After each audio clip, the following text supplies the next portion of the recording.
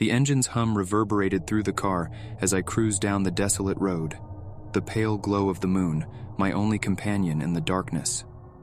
Rain tapped lightly on the windshield, distorting my view of the winding path ahead. The GPS flickered, struggling to catch a signal, leaving me alone with my thoughts and the eerie symphony of raindrops. I had heard the stories and the whispered warnings about this road.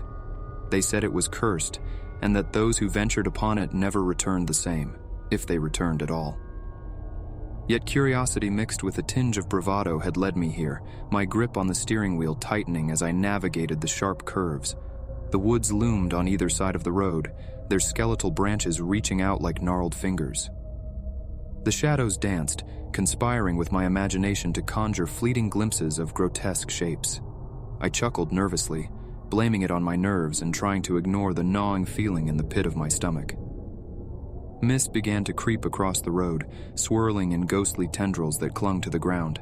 My headlights pierced through the haze, creating a narrow corridor of visibility. My heart raced as I realized that I was utterly alone out here. No other cars, no signs of civilization. Just me, my car, and the ominous wilderness. As I continued, the mist seemed to thicken, almost taking on a life of its own. Figures flickered at the edge of my vision, silhouettes that vanished when I turned to look.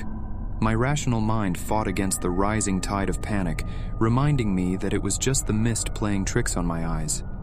Then a shape loomed ahead in the middle of the road. I slammed on the brakes, my heart pounding against my ribs.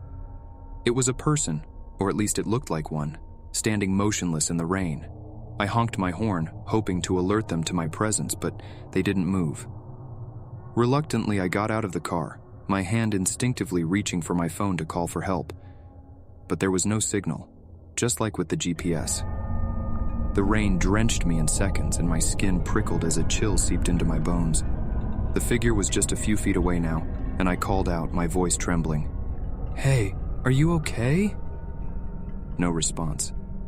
The figure remained still, a shadowy silhouette shrouded in mist. I took a cautious step closer, my heart racing as a sense of foreboding settled over me.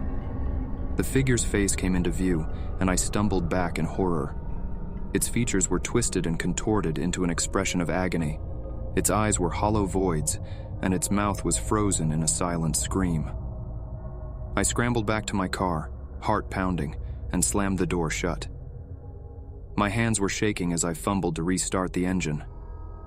The figure hadn't moved, but I couldn't shake the feeling that its gaze was fixed on me, even as I sped away. The road stretched on, seemingly endless, with the mist pressing in from all sides.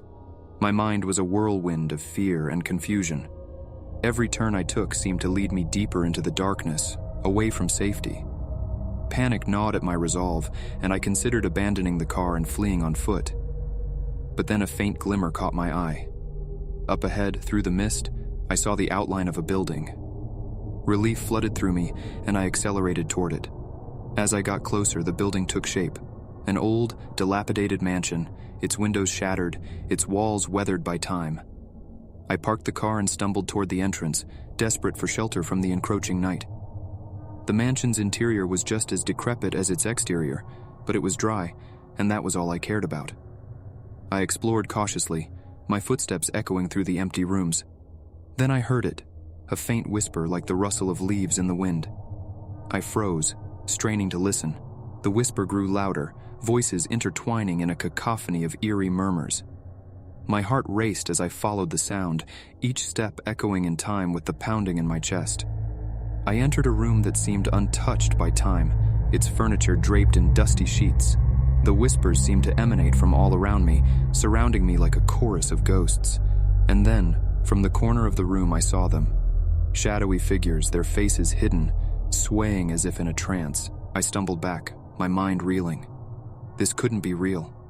It was a nightmare, a hallucination brought on by exhaustion and fear. But the whispers continued, growing louder and more urgent, filling my head until I thought it might explode. And then, in a sudden crescendo, the whispers turned into screams, anguished cries that pierced through the air. I clamped my hands over my ears, sinking to my knees, the world spinning around me. And then silence. When I dared to open my eyes, the figures were gone. The room was empty, and the air was still. The only sound was the rain tapping against the windows. I stumbled out of the mansion, my car the only one in the overgrown driveway. With trembling hands, I started the engine and peeled away from the mansion, leaving the horrors behind. As I drove, the mist began to clear and the road straightened out. Hours later, I found myself on a well-lit highway, surrounded by other cars and signs of life. It was as if I had emerged from a nightmare into reality. But even as the miles passed, the memory of that desolate road and the mansion haunted me. I've never spoken about what happened that night. Who would believe me after all? But I know the truth. The road holds secrets that no one should ever uncover. And every time I close my eyes, I hear the whispers and the screams, and I'm transported back to that chilling place where reality and nightmare became one. I had always been fond of the night, its quietude and sense of mystery luring me into its embrace. On that fateful evening, my adventurous spirit propelled me to embark on a late-night drive through the winding roads that led to the old countryside. Little did I know that the night would weave a tale of terror that would forever haunt my memories. The moon hung low in the sky, casting an ethereal glow on the empty road ahead. The hum of the engine was the only sound that broke the stillness of the night as I navigated the twists and turns with ease. It was exhilarating to be alone on those roads, surrounded by darkness and a sense of solitude that was strangely comforting. As the minutes turned into hours, a feeling of unease began to creep over me. The road seemed to stretch on forever, the trees on either side casting elongated shadows that danced in the moonlight. I glanced at the clock, 2 a.m., and I realized I was much farther from home than I had intended. A sense of urgency gnawed at me, urging me to turn back, but my curiosity got the better of me. Up ahead, I saw a faint light, soft and inviting, coming from what seemed to be a small roadside diner. My stomach grumbled, and the idea of a warm meal pulled me in. I parked the car and stepped into the diner, the jingling bell above the door announcing my arrival. The interior was a mix of nostalgia and antiquity, with old vinyl booths and dimly lit hanging bulbs. The air was thick with the scent of coffee and fried food. An elderly man stood behind the counter, his face lined with age and weariness. "Evening," he said with a weary smile. "You're up pretty late." I returned the smile and settled into a booth, ordering a cup of coffee and a sandwich. The man's eyes seemed distant as he poured the coffee, his movements slow and deliberate. As I sipped on the coffee, I noticed an old jukebox in the corner of the diner. It looked well preserved, like a relic from another era. A surge of nostalgia and curiosity washed over me, and I fumbled through my pockets for some change.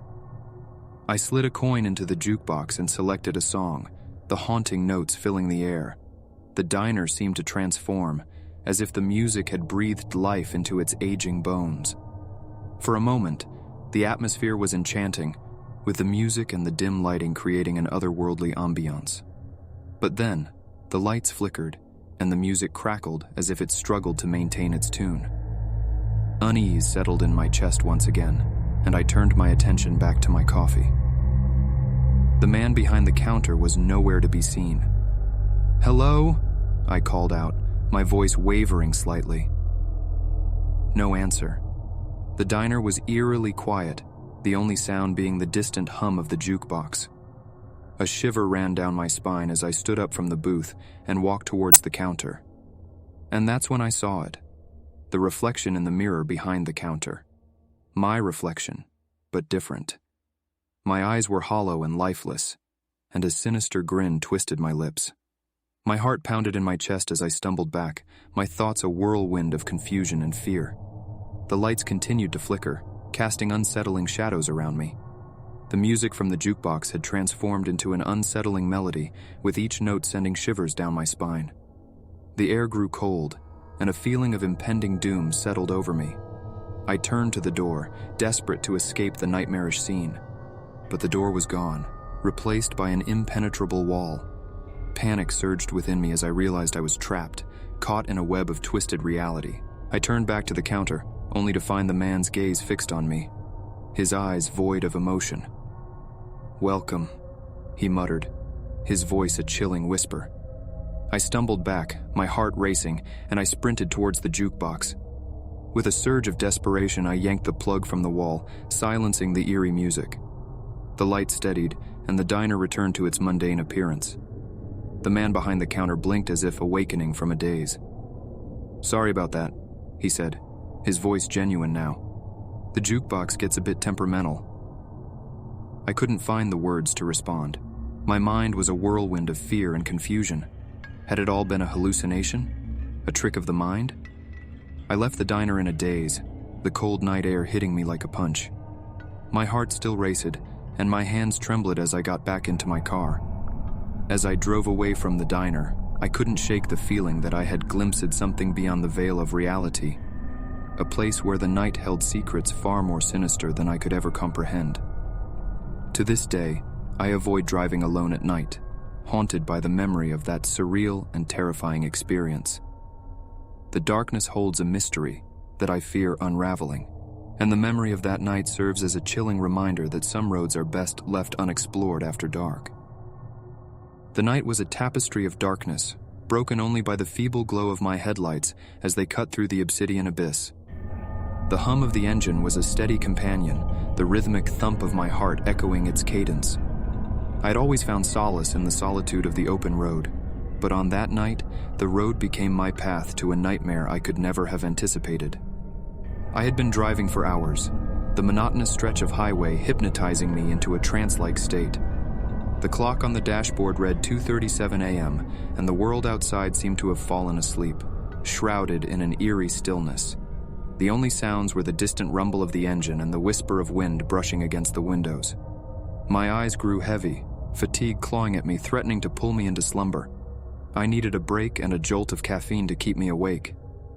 Up ahead, a sign advertised a rest area, its letters illuminated by the soft glow of my headlights.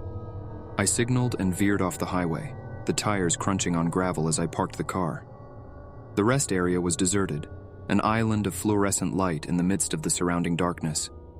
I grabbed my jacket and stepped out of the car, shivering as the cold air bit into my skin. The vending machinas hummed softly, their offerings of sugary snacks and lukewarm coffee tempting me.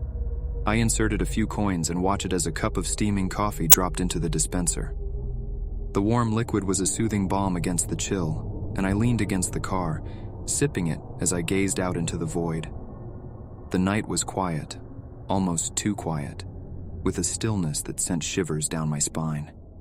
It was as if the world itself was holding its breath, waiting for something to happen.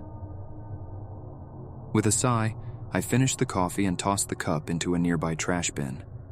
I was about to head back to the car when I noticed something, an old road that branched off from the rest area. The asphalt seemed to disappear into the darkness, a path less traveled that piqued my curiosity. I glanced at my watch. The minutes ticked by, and I knew I should be getting back on the road. But a sense of adventure tugged at me, urging me to explore that forsaken path. Ignoring the logical voice that told me to turn back, I climbed into the car and drove onto the deserted road. The path was narrow, bordered by trees that leaned in like silent sentinels. The headlights pierced the darkness, revealing glimpses of the surrounding forest. I drove for what felt like miles, the road twisting and turning, each bend revealing more of the unknown. The air seemed to grow colder, a chill that seeped into my bones. And then, as if materializing from thin air, I saw it. A grand mansion standing at the end of the road. It was a relic of another era, its architecture regal and haunting. The mansion's windows were like vacant eyes, and the moonlight cast eerie shadows on its walls. I parked the car and stepped out, my footsteps muffled by the thick carpet of fallen leaves. The mansion seemed to beckon, its grandeur juxtaposed against the desolation of the night. The front door was slightly ajar, as if inviting me to enter. Curiosity mingled with trepidation as I pushed the door open, revealing a cavernous foyer. The air inside was heavy with the scent of dust and decay. Moonlight filtered through the broken windows, casting ghostly patterns on the floor. Every step echoed, amplifying the silence that enveloped the mansion. As I ventured further, the mansion seemed to come alive with eerie whispers, an indistinct murmur that seemed to emanate from the very walls.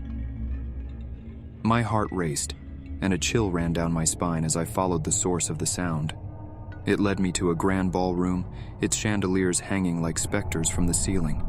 And there, in the center of the ballroom, I saw them, a gathering of shadowy figures dancing in silence. Their movements were graceful yet otherworldly, a dance that defied the laws of nature. I watched, mesmerized and terrified, as they twirled and swayed, their forms ethereal and indistinct. A cold realization settled over me. The figures were not of this world.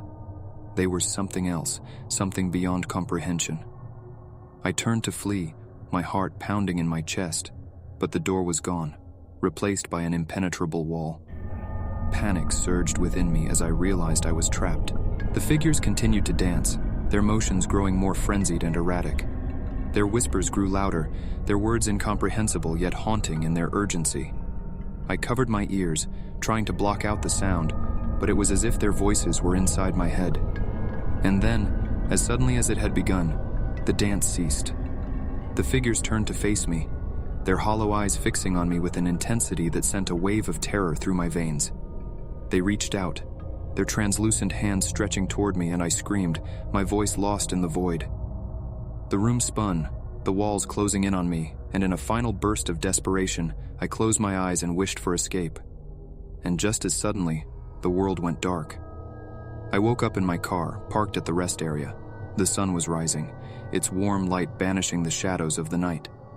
My heart raced, and I looked around, half expecting to see the mansion and the figures. But there was nothing, only the deserted rest area and the familiar highway. Had it all been a dream? A hallucination brought on by fatigue and caffeine? I couldn't be sure. But the memory of that night, of the mansion and the dance, haunted me like a phantom echo. And as I drove away from the rest area, I couldn't shake the feeling that I had glimpsed a realm beyond our own, a realm of darkness, mystery, and ancient secrets that should have remained buried in the shadows.